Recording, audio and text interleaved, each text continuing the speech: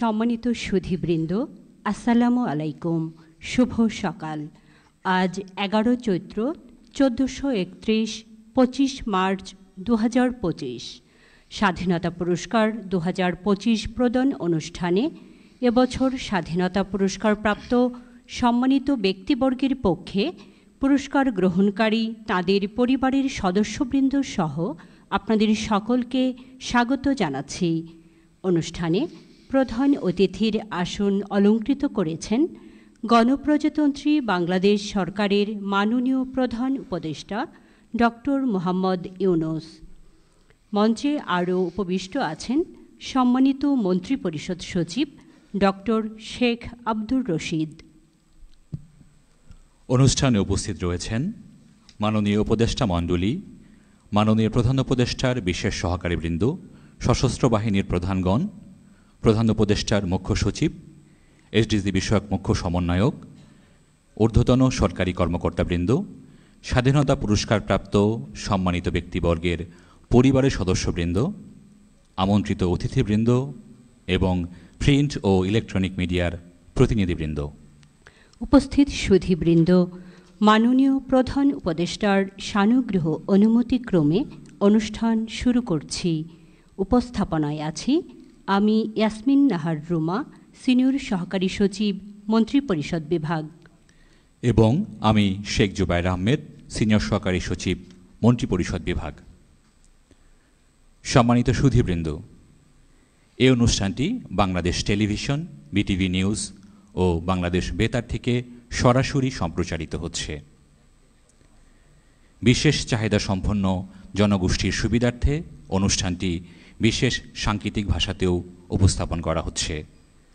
সাংকেতিক ভাষায় উপস্থাপনার দায়িত্বে আছেন জনাব আহসান হাবিব এবং মিস শাহনাজ রিতা।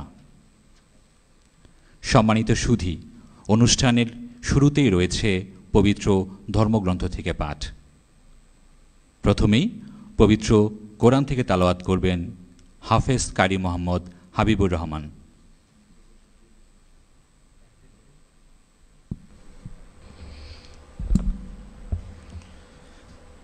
أعوذ بالله من الشيطان الرجيم. بسم الله الرحمن الرحيم. قل اللهم مالك الملك تؤتي الملك من تشاء وتنزع الملك ممن تشاء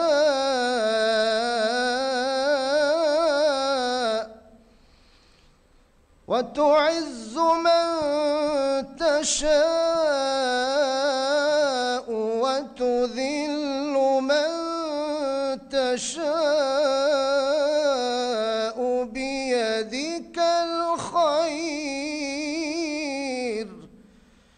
إنك على كل شيء قدير. صدق الله العظيم. তিলাওয়াতকৃত সূরা আলে ইমরানের 26 নম্বর আয়াতে মহান আল্লাহ বলেন, বলুন, হে আল্লাহ, তুমি সার্বভৌম শক্তির অধিকারী। তুমি যাকে ইচ্ছা রাজ্য দান করো এবং যার কাছ থেকে ইচ্ছা রাজ্য ছিনিয়ে নাও, এবং যাকে ইচ্ছা সম্মান দান করো আর যাকে ইচ্ছা অপমানে পতিত করো। তোমারই হাতে রয়েছে যাবতীয় কল্যাণ। নিশ্চয়ই তুমি সর্ববিষয়ে ক্ষমতাশীল। বারাকাল্লাহু লানা ওয়া লাকুম ফিল কুরআনিল আযীম। আসসালামু আলাইকুম। এবারে পবিত্র ভগবদ গীতা থেকে পাঠ করবেন শ্রী প্রশান্ত কুমার বিশ্বাস।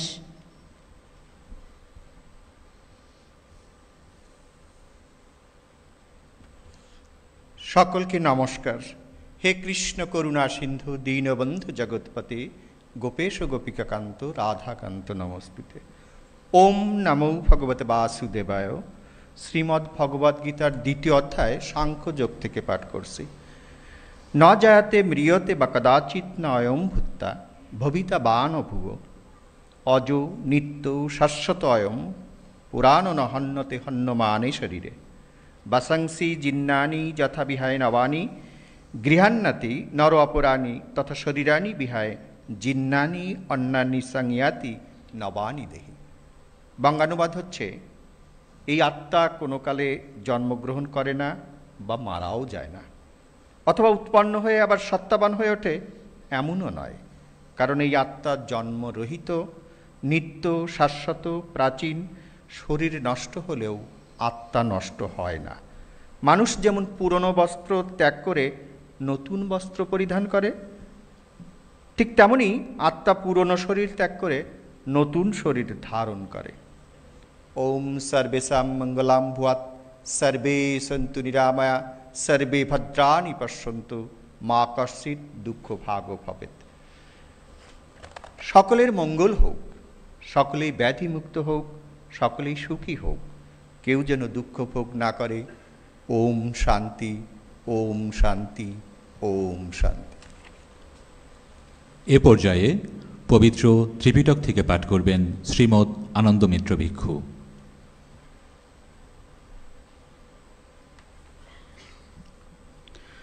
সবাইকে মৈত্রীময়ী শুভেচ্ছা জানিয়ে তথাগত গৌতম বুদ্ধকে বন্দনা করে পবিত্র ত্রিপিটক থেকে পাঠ শুরু করছি।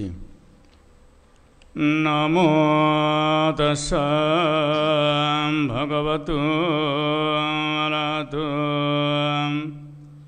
সম্মা সম্বুদ্ধস্যা। নমো তস্যা ভগবতু আরহতু সম্মা সম্বুদ্ধস্যা। নমো তস্যা ভগবতু আরহতু সম্মা সম্বুদ্ধস্যা। বুদ্ধ এসেছেন মানুষের জন্য, তাই মানুষের জীবন চর্চার প্রসঙ্গে বলেছেন, গারোম্বসানিবাতোস সন্টিটিস গত পুণ্যতা কালীনা ধম্ম শ্রবণং ইতাং মঙ্গলমুত্তম। অর্থাৎ গৌরবণীয় ব্যক্তির গৌরব করা, তাদের প্রতি সম্মান প্রদর্শন করা, প্রাপ্ত বিষয়ে সন্তুষ্ট থাকা, উপকারীর উপকার স্বীকার করা ও সৎকর্মে নিজেকে নিবিষ্ট রাখা, ইহাই উত্তম মঙ্গল। ভালো কাজ, পুণ্যময় কাজ এবং কল্যাণ কর্ম যত তাড়াতাড়ি সম্ভব আরম্ভ করবেন। নিজের মনকে কলুষমুক্ত রাখবেন। আসুন কামনা করি বুদ্ধ ধর্ম এবং সঙ্গের প্রভাবে যেন জগতের কল্যাণ হয়, মানুষের কল্যাণ সাধিত হয়। সব্যে সত্তা সুখিতা হন্তু, জগতের সকল প্রাণী সুখী হোক, দুঃখ হইতে মুক্তি লাভ করুক। এখন পবিত্র বাইবেল থেকে পাঠ করবেন পাস্টর বিনয় সাউর।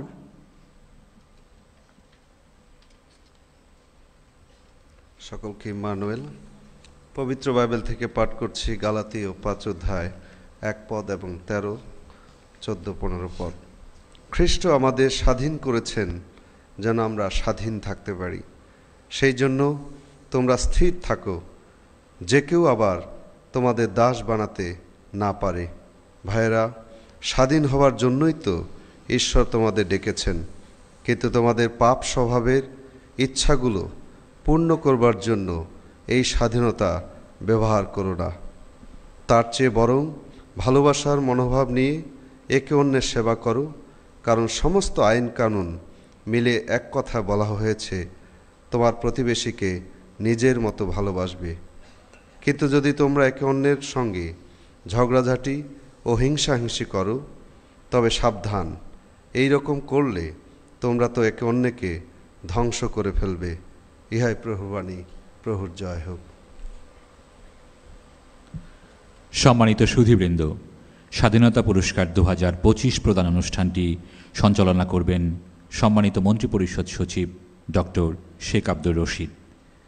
এখন অনুষ্ঠান সঞ্চালনার জন্য মন্ত্রিপরিষদ সচিব মহোদয়কে বিনীত অনুরোধ জানাচ্ছি।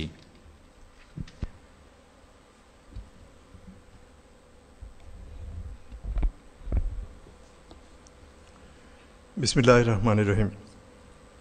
স্বাধীনতা পুরস্কার প্রদান অনুষ্ঠানে সকলকে স্বাগত জানাচ্ছি। মাননীয় প্রধান উপদেষ্টা, মাননীয় উপদেষ্টাগণ, মাননীয় বিশেষ সহকারী বৃন্দ, সশস্ত্র বাহিনী সমূহের প্রধানগণ, প্রধান উপদেষ্টার মুখ্য সচিব সাহেব,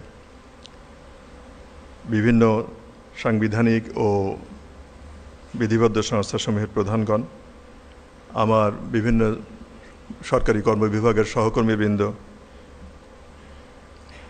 গণমাধ্যমের সম্মানিত প্রতিনিধিবর্গ এবং সম্মানিত সুধীবৃন্দ, আসসালামু আলাইকুম। স্বাধীনতা পুরস্কার 2025 প্রধান অনুষ্ঠানে আপনাদের সকলকে স্বাগত জানাই। স্বাধীনতা যুদ্ধে আত্মোৎসর্গকারী বীর শহীদদের স্মৃতির প্রতি সম্মান প্রদর্শনের লক্ষ্যে প্রতি বছর জাতীয় জীবনের বিভিন্ন ক্ষেত্রে অনন্য অবদানের স্বীকৃতিস্বরূপ স্বাধীনতা পুরস্কার প্রদান করা হয়ে থাকে। 1977 সালে প্রবর্তিত এই পুরস্কারে স্বাধীনতা ও মুক্তিযুদ্ধ, বিজ্ঞান ও প্রযুক্তি, চিকিৎসাবিদ্যা, শিক্ষা, সাহিত্য, সংস্কৃতি, ক্রীড়া উন্নয়ন, পল্লী উন্নয়ন, সমাজসেবা, জনসেবা, জনসংখ্যা নিয়ন্ত্রণ, জনপ্রশাসন, গবেষণা ও প্রশিক্ষণ এবং সরকার কর্তৃক নির্ধারিত অন্য যে কোনো ক্ষেত্রে যারা গৌরবোজ্জ্বল কৃতিত্বপূর্ণ অবদান রেখেছেন তাদেরকে ধারণ করা হয়। এমন ব্যক্তি এবং গোষ্ঠী, প্রতিষ্ঠান এবং সংস্থাকে দেশের সর্বোচ্চ বেসামরিক এই পুরস্কারে ভূষিত করা হয়। সরকার 2024 সাল পর্যন্ত 324 জন বিশিষ্ট ব্যক্তি এবং 32টি প্রতিষ্ঠানকে স্বাধীনতা পুরস্কার প্রদান করেছেন। এ প্রসঙ্গে আমি জাতীয় পুরস্কার সংক্রান্ত উপদেষ্টা পরিষদ কমিটিকে তাদের ঐকান্তিক প্রচেষ্টা ও সুচিন্তিত সিদ্ধান্তের জন্য ধন্যবাদ জানাচ্ছি। কমিটির সুপারিশে স্ব ক্ষেত্রের কৃতিত্বের অবদানের জন্য 2025 সালে সরকার 7 জন বিশিষ্ট নাগরিককে স্বাধীনতা পুরস্কারে ভূষিতকরণের জন্য মনোনীত করেছে। এদের মধ্যে 6 জন মরণোত্তর পুরস্কারে ভূষিত হয়েছেন। পুরস্কারপ্রাপ্ত সম্মানিত ব্যক্তিবর্গের পক্ষে তাদের পরিবারের সদস্যবৃন্দ মাননীয় প্রধান উপদেষ্টার নিকট থেকে পুরস্কার গ্রহণ করবেন। এখন আমি একে একে পুরস্কারপ্রাপ্ত সুধীজনদের সংক্ষিপ্ত জীবন বৃত্তান্ত উপস্থাপন করছি। জীবন বৃত্তান্ত পাঠ শেষ হলে তার পরিবারের সংশ্লিষ্ট সদস্য মঞ্চে এসে মাননীয় প্রধান উপদেষ্টার কাছ থেকে পুরস্কার গ্রহণ করবেন। প্রথম যার কথা বলবো তিনি বিজ্ঞান ও প্রযুক্তিতে মনোনীত হয়েছেন অধ্যাপক জামাল নজরুল ইসলাম। এবছর বিজ্ঞান ও প্রযুক্তিতে স্বাধীনতা পুরস্কারে ভূষিত হয়েছেন অধ্যাপক জামাল নজরুল ইসলাম। অধ্যাপক ইসলাম 1939 সালের 24 ফেব্রুয়ারি ঝিনাইদহ জেলায় জন্মগ্রহণ করেন। তিনি ছিলেন একজন বিশিষ্ট পদার্থবিজ্ঞানী ও গণিতবিদ। তিনি 1960 সালে কেমব্রিজ বিশ্ববিদ্যালয়ের ট্রিনিটি কলেজ থেকে গণিতে ডিস্টিংশন সহ গ্র্যাজুয়েশন সম্পন্ন করেন এবং এরপর গণিতের অধ্যয়ন ও গবেষণায় বিশেষ কৃতিত্বের জন্য রাউসবল গণিত পুরস্কার এবং ট্রাইপোস পুরস্কারে ভূষিত হন। পরবর্তী সময়ে 1964 সালে কেমব্রিজ বিশ্ববিদ্যালয় থেকে তাত্ত্বিক পদার্থবিদ্যায় পিএইচডি ডিগ্রি অর্জন করেন এবং 1982 সালে ডক্টর অফ সায়েন্স ডিগ্রি লাভ করেন। অধ্যাপক জামাল নজরুল ইসলাম 1984 সালে চট্টগ্রাম বিশ্ববিদ্যালয়ে research centre for mathematical and physical সায়েন্সেসের প্রতিষ্ঠাতা পরিচালক হিসেবে যোগ দেন। তিনি অসংখ্য গবেষণাপত্র এবং the ultimate fate of the universe বইটি রচনা করেন, যা মহাবিশ্বের বিবর্তন নিয়ে একটি গুরুত্বপূর্ণ কাজ। তিনি 1985 সালে প্রথম বাংলাদেশি হিসেবে থার্ড ওয়ার্ল্ড একাডেমি অফ সায়েন্সেসের প্রথম ফেলো নির্বাচিত হন। তিনি বাংলাদেশ একাডেমি অফ সায়েন্সেস থেকে স্বর্ণপদক এবং 21 পদকেও ভূষিত হয়েছেন। 2013 সালের 16 মার্চ তিনি মৃত্যুবরণ করেন। বিজ্ঞান ও প্রযুক্তিতে তার অসামান্য অবদানের স্বীকৃতিস্বরূপ অধ্যাপক জামাল নজরুল ইসলামকে স্বাধীনতা পুরস্কার 2025 মরণোত্তর প্রদান করা হচ্ছে। আমি তার পক্ষে পুরস্কার গ্রহণ করার জন্য তার কন্যা সাদাব সাজ সিদ্দিকীকে মঞ্চে আসার জন্য আহ্বান জানাচ্ছি।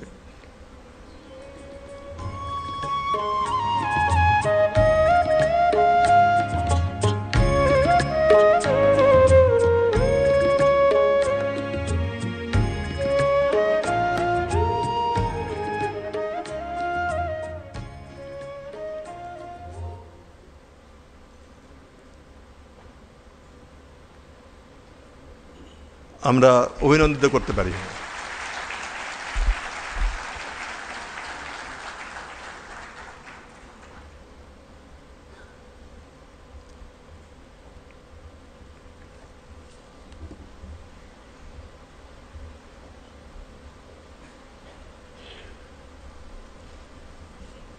এই পর্যায়ে আমি সংক্ষেপে তার অনুভূতি ব্যক্ত করার জন্য সাদাব সাদ সিদ্দিকীকে অনুরোধ জানাচ্ছি। প্লিজ।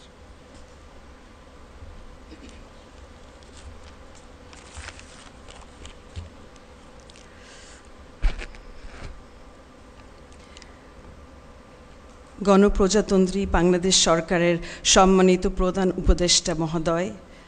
উপদেষ্টা মহোদয়গণ, শ্রদ্ধেয় অতিথিবৃন্দ, শুভ সকাল এবং সালাম আলাইকুম।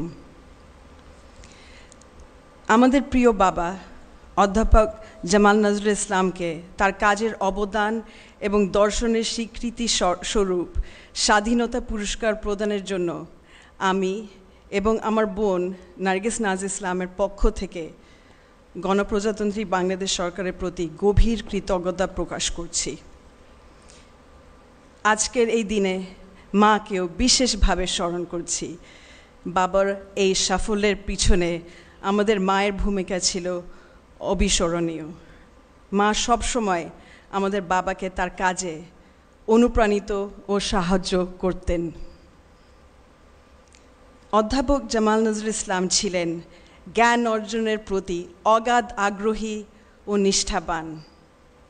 মহাবিশ্বের রহস্য, গাণিতিক তত্ত্ব, কোয়ান্টাম ফিল্ড থিওরি, সাধারণ আপেক্ষিকতা এবং কসমোলজির মাধ্যমে তিনি মহাবিশ্বের সৃষ্টির গভীরে পৌঁছানোর চেষ্টা করেছেন।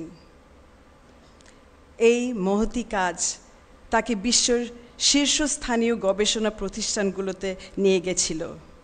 তবে তার তীব্র ইচ্ছা ছিল মাতৃভূমিতে ফিরে এসে দেশের বৈজ্ঞানিক ক্ষেত্রকে বিকশিত এবং এখান থেকে বিশ্বমানের গবেষণা সৃষ্টি করা। এই লক্ষ্যে তিনি চট্টগ্রামে তার প্রতিষ্ঠিত গবেষণা কেন্দ্রটিতে বছরের পর বছর কাজ করেছেন, যেখানে তিনি একটি উচ্চমানের গবেষণার পরিবেশ তৈরি করেছেন এবং তরুণ গবেষকদের পথ প্রদর্শক হয়েছেন। তিনি বিশ্বাস করতেন, যদি বাংলাদেশ শিক্ষা, গবেষণা, বিজ্ঞান ও প্রযুক্তিতে স্বয়ংসম্পূর্ণ হয়, তবে একটি ন্যায়সঙ্গত, সমতাভিত্তিক এবং স্বনির্ভর উন্নত দেশ প্রতিষ্ঠা করা সম্ভব। আজ এই গুরুত্বপূর্ণ সময়ে আমরা আনন্দিত যে সরকার শিক্ষা, বিজ্ঞান, প্রযুক্তি এবং উদ্ভাবনের গুরুত্বকে মূল্যায়ন করছে। আমরা আশা করছি বাংলাদেশকে সামনে নিয়ে যাওয়ার জন্য সরকার প্রয়োজনীয় পদক্ষেপের মাধ্যমে এই ক্ষেত্রে আরও মনোযোগী হবে, বিনিয়োগ বৃদ্ধি করবে এবং বিজ্ঞানীদের উচ্চমানের গবেষণা চালাতে সহায়তা করবে। এই মহান সম্মান প্রদানের জন্য সবার প্রতি আমাদের পরিবারের পক্ষ থেকে আবারও ধন্যবাদ ও কৃতজ্ঞতা প্রকাশ করছি।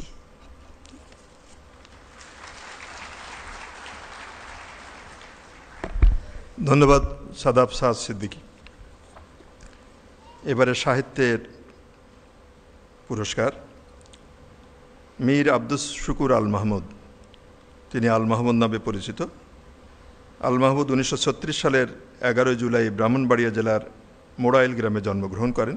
তিনি ব্রাহ্মণবাড়িয়া, কুমিল্লা ও চট্টগ্রামের বিভিন্ন শিক্ষা প্রতিষ্ঠানে অধ্যয়ন করেছেন। আল মাহমুদ ছিলেন একাধারে কবি, প্রাবন্ধিক, ঔপন্যাসিক, ছোট গল্প লেখক, শিশু সাহিত্যিক ও সাংবাদিক। তিনি 60-এর দশকেই কবি স্বীকৃতি ও পাঠকপ্রিয়তা লাভ করেন। তার প্রথম কাব্যগ্রন্থ লোকান্তর 1963 সালে প্রকাশিত হয়। তার কিছু উল্লেখযোগ্য গ্রন্থ হল মহানবী হজরত মুহাম্মদ সাল্লাল্লাহু আলাইহি ওয়াসাল্লাম, কালের কলস, সোনালী কাবিন, অদৃষ্টবাদীদের রান্নাবান্না, বখতিয়ারের ঘোড়া, পানকৌড়ির রক্ত প্রভৃতি। আল মাহমুদ আধুনিক বাংলা কবিতায় আরবি, ফার্সি, অপ্রচলিত গ্রামীণ লোকজ শব্দ প্রয়োগে নতুন মুন্সিয়ানা দেখিয়েছেন। সাহিত্যে অবদানের জন্য তিনি বাংলা একাডেমি সাহিত্য পুরস্কার, হুমায়ুন কবির স্মৃতি পুরস্কার, জীবনানন্দ দাশ স্মৃতি পুরস্কার, সুফি মোতাহার হোসেন সাহিত্য স্বর্ণপদক, শিশু একাডেমি পুরস্কার সহ অসংখ্য পদক ও সম্মাননা লাভ করেন। তিনি 2019 সালের 15 ফেব্রুয়ারি ঢাকায় ইন্তেকাল করেন। সাহিত্যক্ষেত্রে গৌরবোজ্জ্বল ও কৃতিত্বপূর্ণ অবদানের স্বীকৃতিস্বরূপ মীর আব্দুস শুকুর আল মাহমুদকে স্বাধীনতা পুরস্কার 2025 মরণোত্তর প্রদান করা হচ্ছে। তার পক্ষে পুরস্কার গ্রহণ করার জন্য তার কন্যা আতিয়া মীরকে অনুরোধ জানাচ্ছি।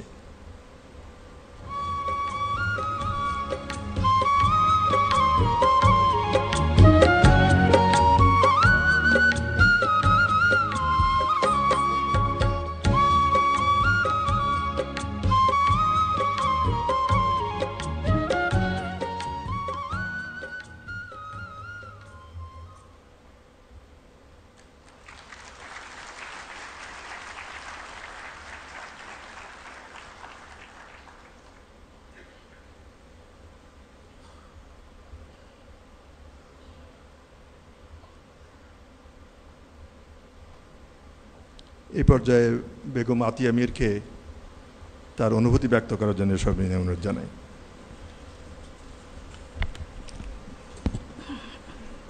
আসসালামু আলাইকুম।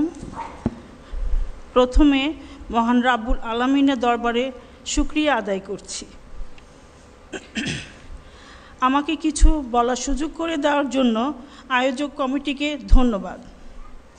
আমার আব্বা বলতেন, পুরস্কার পাওয়া বা না পাওয়ার উপর সাহিত্য নির্ভর করে না, তবে পুরস্কার কিছু সাহিত্যকে চিনতে সাহায্য করে। আমার আব্বা কবি, লেখক আল মাহমুদ। আমাকে বাবার হয়ে 2025-এর স্বাধীনতা পুরস্কার নিতে এসে বাবার বলা কথাগুলো খুব করে মনে পড়ছে। আব্বা বেঁচে থাকলে হয়তো পুরস্কার প্রাপ্তিতে তার অনুভূতি সুন্দরভাবে ব্যক্ত করতেন।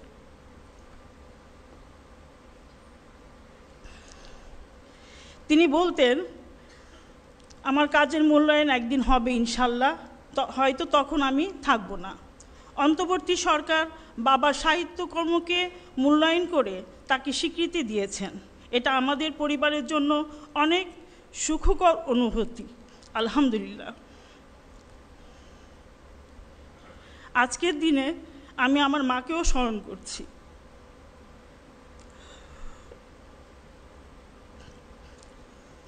আমার মায়ের সহযোগিতা ছাড়া আমার বাবা হয়তো তার পরিচিতিকে ঈর্ষণীয় স্থানে নিয়ে যেতে পারতেন না।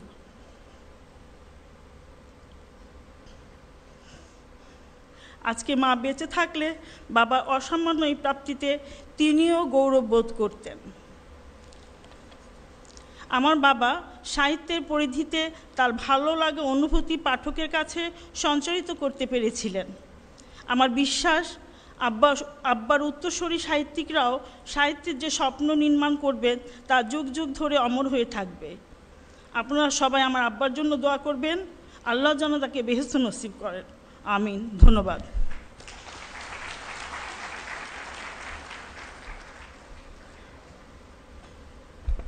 ধন্যবাদ বেগম আতিয়া মীর। এবার আমরা আরেকজনকে স্মরণ করব সংস্কৃতিতে যাকে পুরস্কারের জন্য মনোনীত করা হয়েছে। তিনি হলেন নভেরা আহমেদ। নভেরা আহমেদ 1939 সালের 29 মার্চ জন্মগ্রহণ করেন।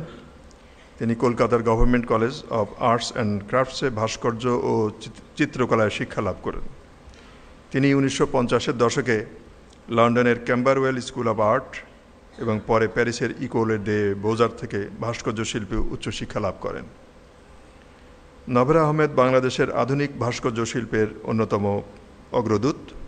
তার ভাস্কর্যে মানবিক আবেগ, সামাজিক বাস্তবতা এবং প্রাকৃতিক সৌন্দর্য প্রতিফলিত হয়েছে। তিনি ধাতু, পাথর ও কাঠ সহ বিভিন্ন মাধ্যম ব্যবহার করে শিল্পকর্ম তৈরি করেছেন। কেন্দ্রীয় শহীদ মিনারের নকশা তৈরিতে নভেরা আহমেদের অবদান রয়েছে। তিনি বিংশ শতাব্দীর অন্যতম বাংলাদেশি আধুনিক ভাস্কর। তার উল্লেখযোগ্য ভাস্কর্যের মধ্যে রয়েছে চাইল্ড ফিলোসফার, মা ও শিশু, এক্সটারমিনেটিং অ্যাঞ্জেল, পরিবার, যুগল, ইকারুস, জেব্রা ক্রসিং ইত্যাদি। নভের আহমেদ তার শিল্পকর্মের জন্য দেশে ও আন্তর্জাতিক পর্যায়ে ব্যাপক স্বীকৃতি লাভ করেন। তিনি একুশে পদক সহ বিভিন্ন পুরস্কারে ভূষিত হন। 2015 সালের 6 মে তিনি প্যারিসে মৃত্যুবরণ করেন।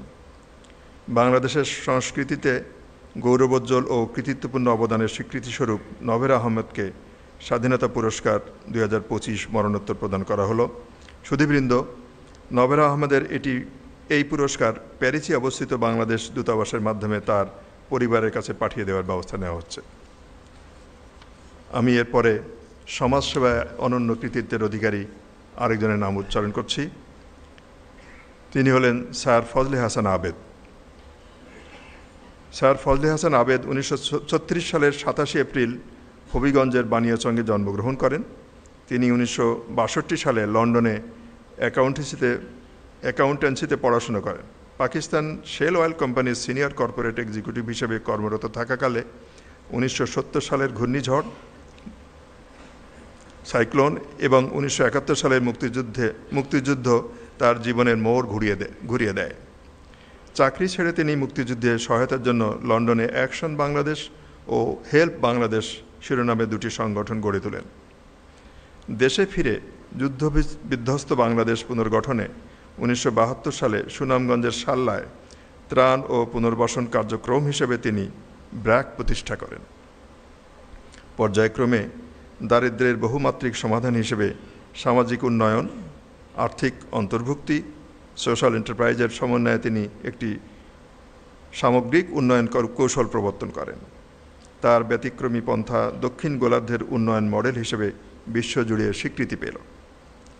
স্যার ফজলে হাসান আবেদ মানবতার সেবার স্বীকৃতিস্বরূপ ব্রিটেনের knighthood, Spanish civil merit order এবং Dutch order of Orange Nassau প্রাপ্ত হন। তার প্রাপ্ত অন্যান্য পুরস্কারের মধ্যে রয়েছে র্যামন ম্যাগসাইসে পুরস্কার, ওয়াইজ এবং বিশ্ব খাদ্য পুরস্কার। 2019 সালের 20 ডিসেম্বর তিনি মৃত্যুবরণ করেন।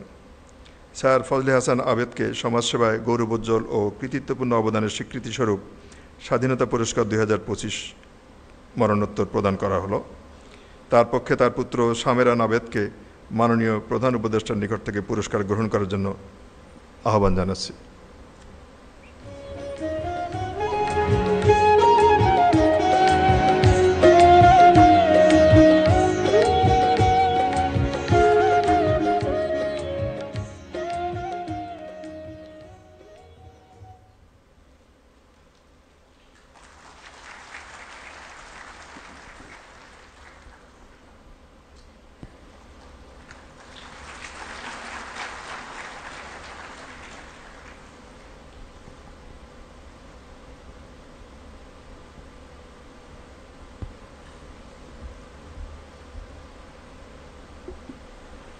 সামেরান আবেদকে তার অনুভূতি ব্যক্ত করার জন্য বিনীত অনুরোধ জানাই।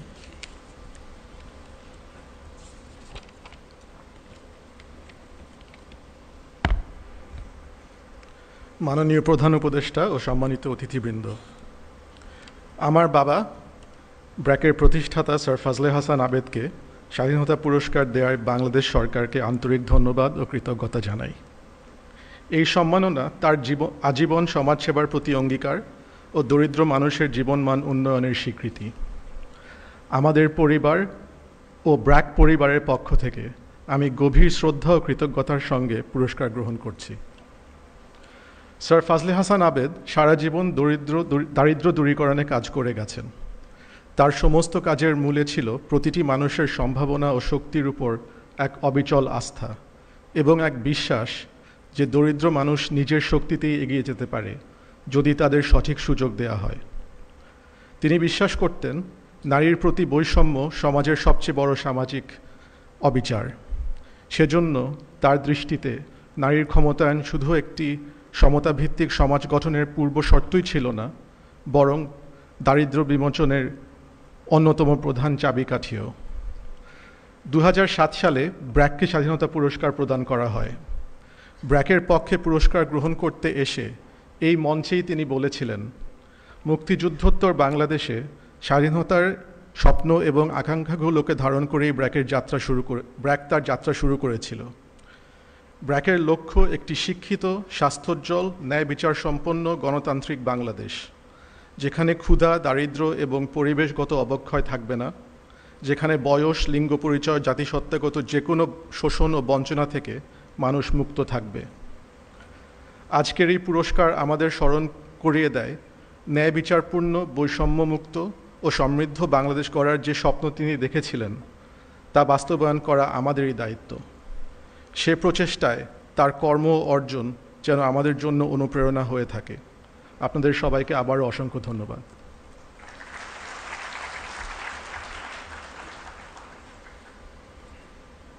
ধন্যবাদ শামেরান আবেদ। এবারে মুক্তিযুদ্ধ ও সংস্কৃতিতে আরেকজন বরেণ্য ব্যক্তিকে আমরা স্মরণ করব।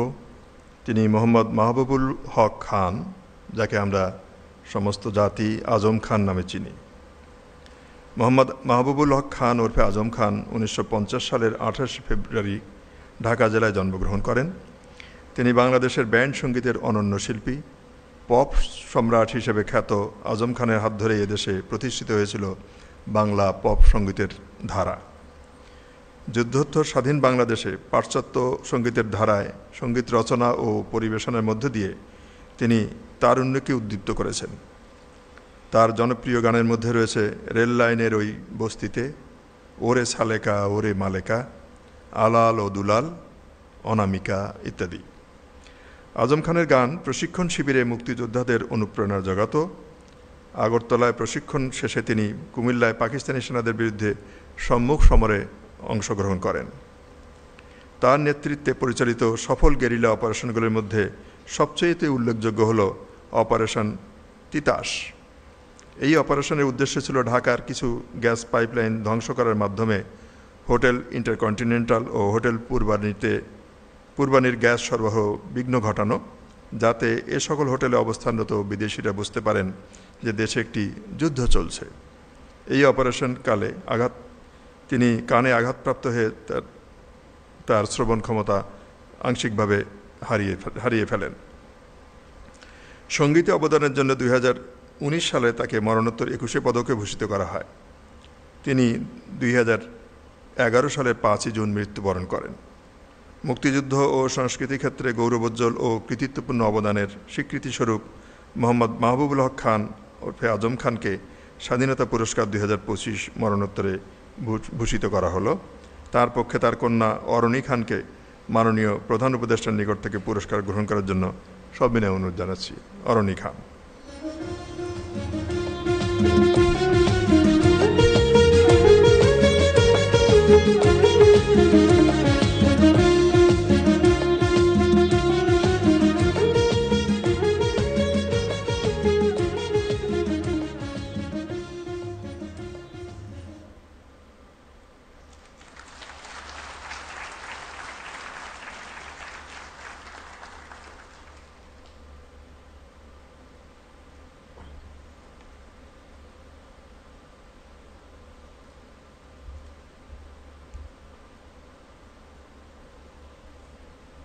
অরণি খানকে এই পর্যায়ে তার অনুভূতি ব্যক্ত করার জন্য সবিনয় অনুরোধ জানাচ্ছি।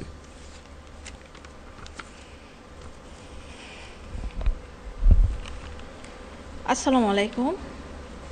অন্তর্বর্তী সরকারের মাননীয় প্রধান উপদেষ্টা ডক্টর মোহাম্মদ ইউনূস এবং অনুষ্ঠানে উপস্থিত সকল সুধীজনকে জানাই ধন্যবাদ, শুভেচ্ছা ও অভিনন্দন। আমার বাবা ছিলেন একজন পরোপকারী, সৎ এবং ন্যায়পরায়ণ মানুষ। এ দেশের জন্য যুদ্ধের পাশাপাশি গান গেয়ে তিনি মানুষের মন জয় করেছিলেন। আমার বাবা আমাদের গর্ব। মৃত্যুর পর 21 পদক এবং স্বাধীনতা পদক পাওয়ার মাধ্যমে সরকার তাকে যে সম্মান প্রদান করেছেন তা আমাদের জন্য এক অমূল্য গর্বের বিষয়। আলহামদুলিল্লাহ। আমরা খুবই আনন্দিত যে আমার বাবা আজম খান এই বছর মরণোত্তর স্বাধীনতা পদক পেলেন। তবে যদি তিনি জীবিত অবস্থায় এই সম্মাননা পেতেন তবে আমাদের আনন্দ অনেক গুণ বাড়ত। আমাদের সরকারের কাছে একটি অনুরোধ যে সকল মুক্তিযোদ্ধা এবং অন্যান্য ব্যক্তিগণ এখনও বেঁচে আছেন, জীবিত অবস্থায় যেন তাদের যথাযথ সম্মান ও মর্যাদা দেওয়া হয়। Thank you.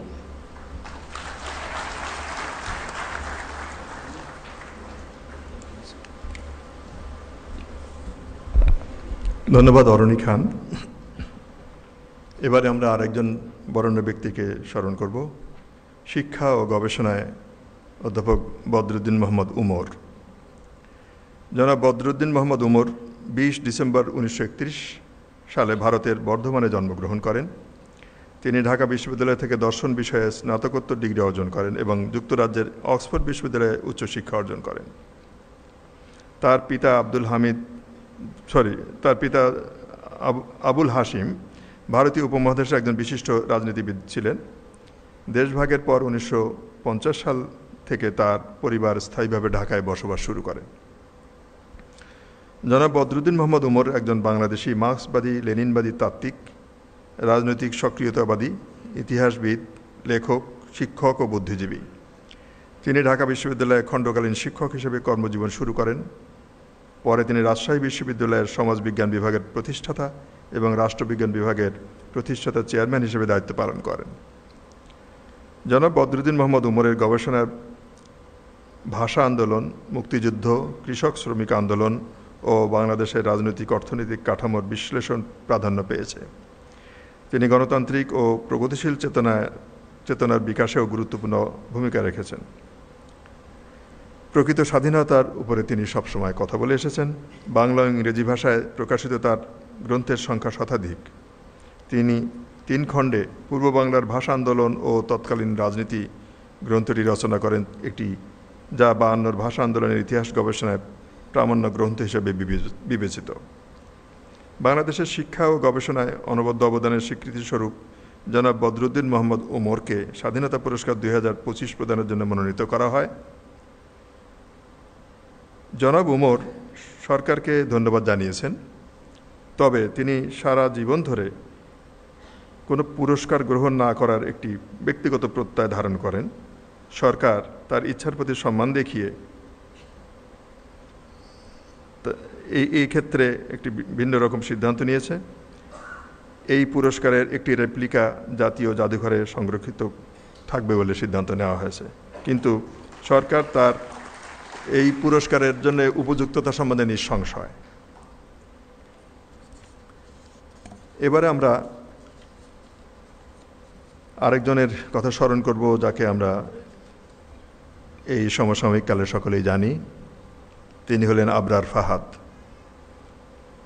আবরার ফাহাদ 2000 সালে 31শে ডিসেম্বর কুষ্টিয়া জেলার কুমারখালী উপজেলার রায়ডাঙ্গা গ্রামে জন্মগ্রহণ করেন। তিনি কুষ্টিয়া জেলা স্কুল থেকে মাধ্যমিক এবং ঢাকার নটরডেম কলেজ থেকে উচ্চ মাধ্যমিক পরীক্ষা উত্তীর্ণ হন। 2018 সালে বাংলাদেশ প্রকৌশল বিশ্ববিদ্যালয়ে তড়িৎ ও ইলেকট্রনিক কৌশল বিভাগে তিনি ভর্তি হন।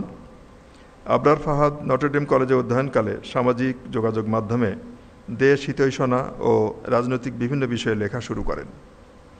বাংলাদেশ ও বহির্বিশ্বে রাজনীতি, ইতিহাস ও ধর্মীয় বিষয়গুলোতে তিনি গভীর জ্ঞান রাখতেন। তিনি তৎকালীন বাংলাদেশ সরকারের বিভিন্ন বৈদেশিক নীতি, যেমন ফেনী নদী থেকে ভারতকে পানি দেওয়া, নিজ দেশের চাহিদা পূরণ না করে ভারতে গ্যাস রপ্তানির প্রস্তাব ইত্যাদি বিষয়ে সমালোচনা করেন। 2019 সালের 6 অক্টোবর রাতে তৎকালীন ছাত্রলীগের বুয়েট শাখার নেতাকর্মীরা তার ফেসবুক পোস্টগুলোর জন্য তাকে দীর্ঘ সময় ধরে নির্মমভাবে নির্যাতন করে। ফলে 7 অক্টোবর প্রত্যুষেই আবরার ফাহাদ মৃত্যুবরণ করেন। পরদিন এই হত্যাকাণ্ডের ঘটনা সামাজিক যোগাযোগ মাধ্যমে প্রচার হলে নির্যাতনের ভয়াবহতা দেশের জনগণের হৃদয় কাঁপিয়ে দেয়। আবরার ফাহাদের হত্যাকাণ্ডের বিচারের দাবিতে বুয়েট সহ দেশের বিভিন্ন বিশ্ববিদ্যালয় ও শহরে আন্দোলন শুরু হয়।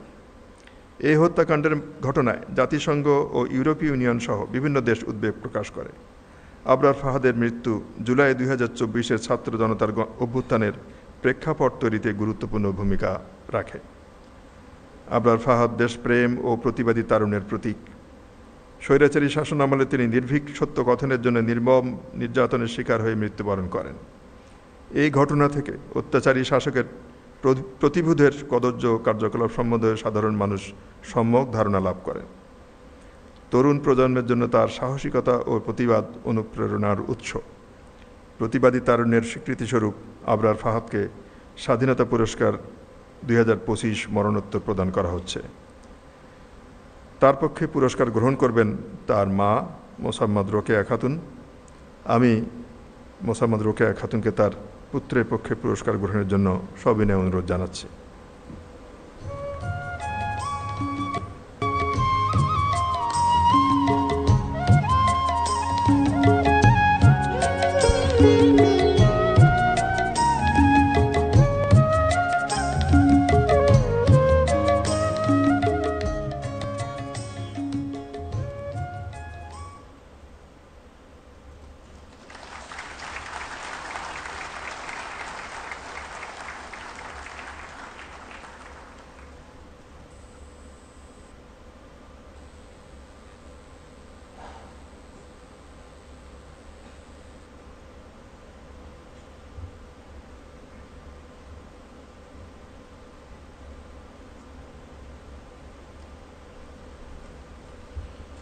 আবরার ফাহাদের মাকে তার অনুভূতি ব্যক্ত করার জন্য, সংক্ষেপে তার অনুভূতি ব্যক্ত করার জন্য সবিনয় অনুরোধ জানাচ্ছি। বেগম রোকেয়া খাতুন। বিসমিল্লাহির রহমানির রহিম। মাননীয় প্রধান উপদেষ্টা সহ উপস্থিত সবাইকে আসসালামু আলাইকুম। আজকে প্রথমে আমি স্মরণ করতে চাই জুলাই গণ অভ্যুত্থানের সকল শহীদকে, যাদের কারণে আজকের এই অনুষ্ঠানে আমাদের উপস্থিত হওয়া সম্ভব হয়েছে।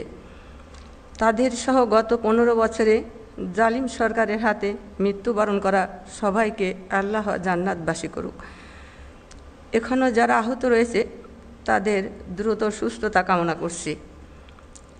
আবরার ফাহাদকে এই পদক প্রদানের জন্য যারা কাজ করেছেন তাদের কাছে আমরা কৃতজ্ঞ। আজকের এই স্বাধীনতা পদক শুধু আবরার ফাহাদের বলে আমি মনে করি না, বরং দিনের পর দিন বাংলাদেশের সাথে কথা বলা প্রত্যেকের। শেষে আমার একটাই চাওয়া, দেশের কথা বলায় এরকম নির্মম মৃত্যু যেন ভবিষ্যতে আর কোনো সন্তানের না হয়। উপস্থিত সবাইকে ধন্যবাদ। আবরার ফাহাদের জন্য দোয়া করবেন। আল্লাহ হাফেজ। ধন্যবাদ মোসাম্মদ রোকেয়া খাতুন। উপস্থিত সুধীবৃন্দ, এরই সাথে শেষ হলো পদক প্রদান পর্ব। মনোনীত সুধীবৃন্দকে সর্বোচ্চ জাতীয় ও রাষ্ট্রীয় পুরস্কার প্রদানের জন্য মাননীয় প্রধান উপদেষ্টাকে আন্তরিক ধন্যবাদ ও কৃতজ্ঞতা জানাচ্ছি। সম্মানিত সুধী, এখন ভাষণ প্রদান করবেন আজকের অনুষ্ঠানের প্রধান অতিথি, গণপ্রজাতন্ত্রী বাংলাদেশ সরকারের মাননীয় প্রধান উপদেষ্টা ডক্টর মোহাম্মদ ইউনূস। মাননীয় প্রধান উপদেষ্টাকে তাঁর মূল্যবান ভাষণ প্রদানের জন্য সবিনয় অনুরোধ জানাচ্ছি। সম্মানিত সুধীবৃন্দ, মাননীয় প্রধান উপদেষ্টা। আসসালামু আলাইকুম। আজকে যারা স্বাধীনতা পদক পেলেন তাদের সবার জন্য আমরা দাঁড়িয়ে একবার হাততালি দিই সবার উদ্দেশ্যে।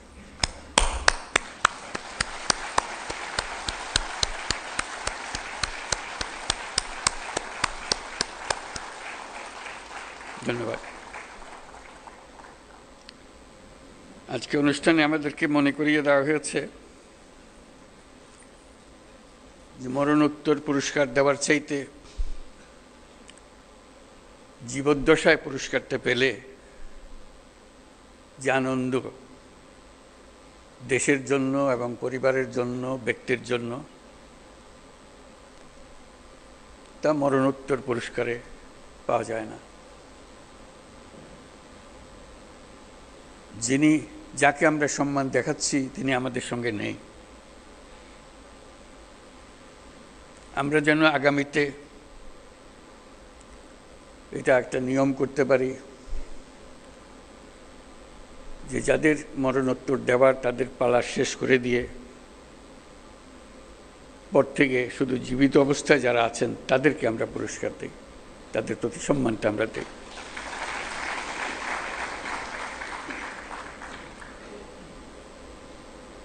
তারা আমাদের জাতিকে এক মহান উচ্চতায় নিয়ে গেছে।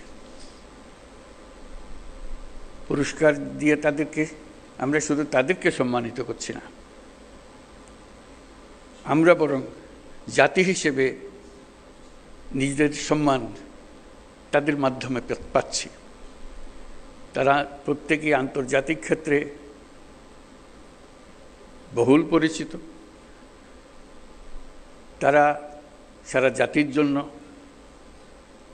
অনেক কিছু দিয়ে গেছেন। তাদের কথা, তাদের জীবদ্দশায় আমরা স্মরণ করতে না পারলে আমরা একটা অকৃতজ্ঞ জাতি হিসেবে চিহ্নিত হয়ে যাব। আমরা চাই যাদেরকে আমরা এই সম্মান দিতে চাই যথাসময়ে সেটা যেন আমরা দেই। উপস্থিত সুধীবৃন্দ, সবাইকে আমার শুভেচ্ছা এবং সালাম জানাচ্ছি। আসসালামু আলাইকুম। আজ 25শে মার্চ মানব সভ্যতার ইতিহাসে কলঙ্কিত এক হত্যাযজ্ঞের দিন। 1971 সালের আজকের রাতে পাক হানাদার বাহিনী নিরস্ত্র ঘুমন্ত বাঙালির উপর নির্মমভাবে গুলি চালিয়ে হাজারো মানুষকে হত্যা করে। 25শে মার্চ থেকেই এই দেশের মানুষ সশস্ত্র প্রতিবাদে জেগে উঠেছিল। 9 মাসের যুদ্ধের মধ্য দিয়ে স্বাধীন হয় বাংলাদেশ। আজকের দিনে গভীর শ্রদ্ধার সঙ্গে স্মরণ করছি স্বাধীনতা যুদ্ধে সকল বীর শহীদ ও মুক্তিযোদ্ধাদের। 1971 সালে স্বাধীনতা যুদ্ধের উদ্দেশ্য ছিল একটি ন্যায়ভিত্তিক সমাজ প্রতিষ্ঠা করা, যেখানে আইনের শাসন থাকবে, মানুষের মৌলিক মানবাধিকার নিশ্চিত হবে এবং একটা বৈষম্যহীন সমাজ প্রতিষ্ঠিত হবে। কিন্তু স্বাধীন বাংলাদেশে এখনও ন্যায়ভিত্তিক সমাজ প্রতিষ্ঠা করা যায়নি। দীর্ঘদিন ধরে এই দেশের মানুষকে তাদের ভোটাধিকার থেকে বঞ্চিত করা হয়েছে। দুর্নীতি, লুটপাট ও খুনের রাজত্ব চালিয়ে দেশে একটি ফ্যাসিবাদী সরকার ব্যবস্থা কায়েম করা হয়েছে। আজকের দিনে আমি শ্রদ্ধার সঙ্গে স্মরণ করছি জুলাই গণ অভ্যুত্থানের শহীদ ও আহতদের। তাদের আত্মত্যাগের কারণে আমরা একটা নতুন বাংলাদেশ গড়ার স্বপ্ন দেখার সুযোগ পেয়েছি। এই সুযোগ আমরা কোনো ক্রমেই বৃথা হতে দেব না। সুধীবৃন্দ, কৃতিত্বপূর্ণ অবদানের জন্য এই বছর অন্তর্বর্তী সরকার 6 জন বিশিষ্ট নাগরিককে মরণোত্তর স্বাধীনতা পুরস্কারে ভূষিত করেছে। তারা সবাই বাংলার সূর্য সন্তান। অধ্যাপক জামাল নজরুল ইসলাম একজন বিশ্ববরেণ্য বিজ্ঞানী। পৃথিবীর নামকরা সব বিজ্ঞানীরা তাকে চেনেন। তিনি সবসময় প্রকৃতি ও মানুষের কল্যাণে নিয়োজিত ছিলেন। আল মাহমুদ আধুনিক বাংলা সাহিত্যের অন্যতম উজ্জ্বল কবি। তার কবিতা বহু কবি, লেখক, পাঠককে অনুপ্রাণিত করেছে।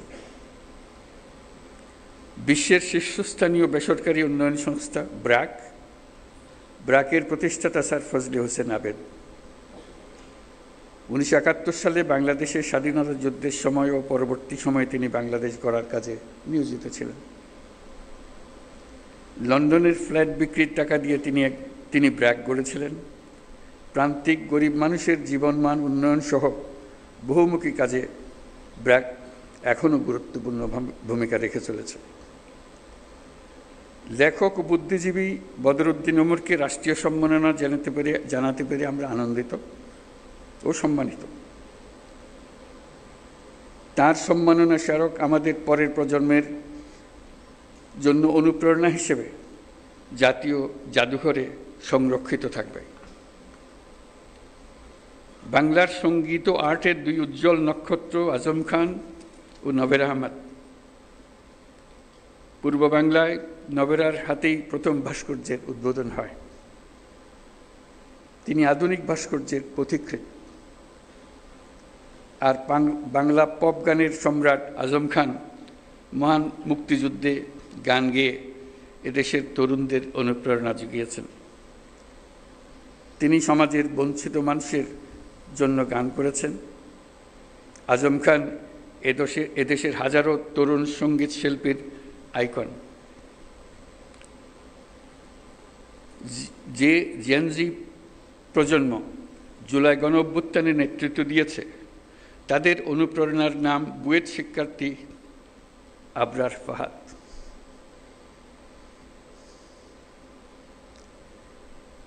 সে ন্যায় বিচারের জন্য,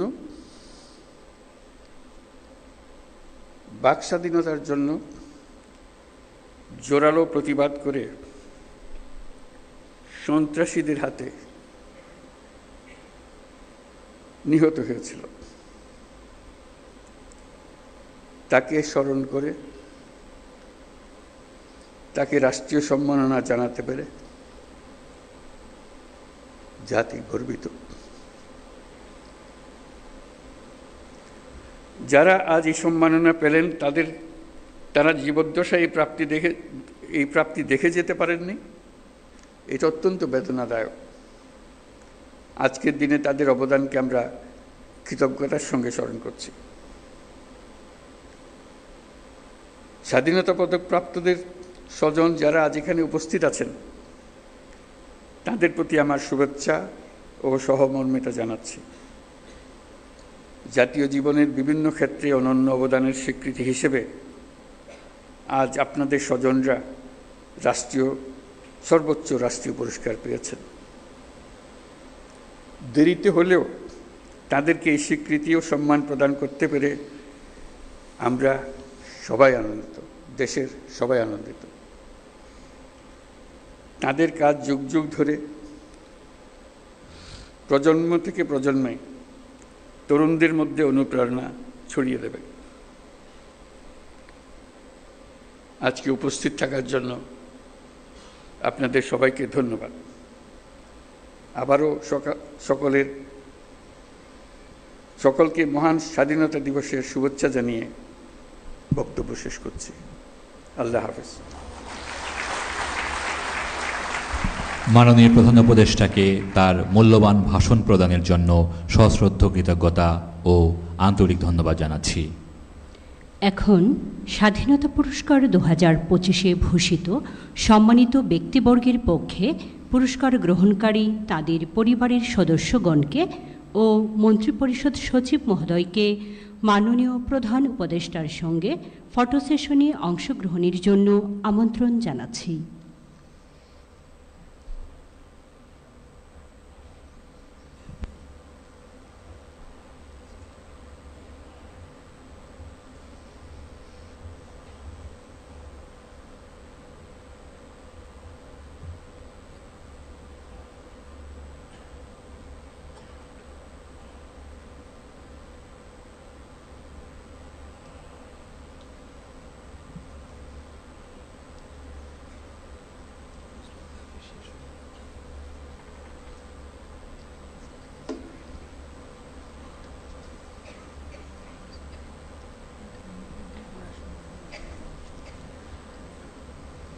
ফটো সেশনে অংশগ্রহণের জন্য পুরস্কার গ্রহণকারী সুধীবৃন্দকে আন্তরিক ধন্যবাদ জানাচ্ছি।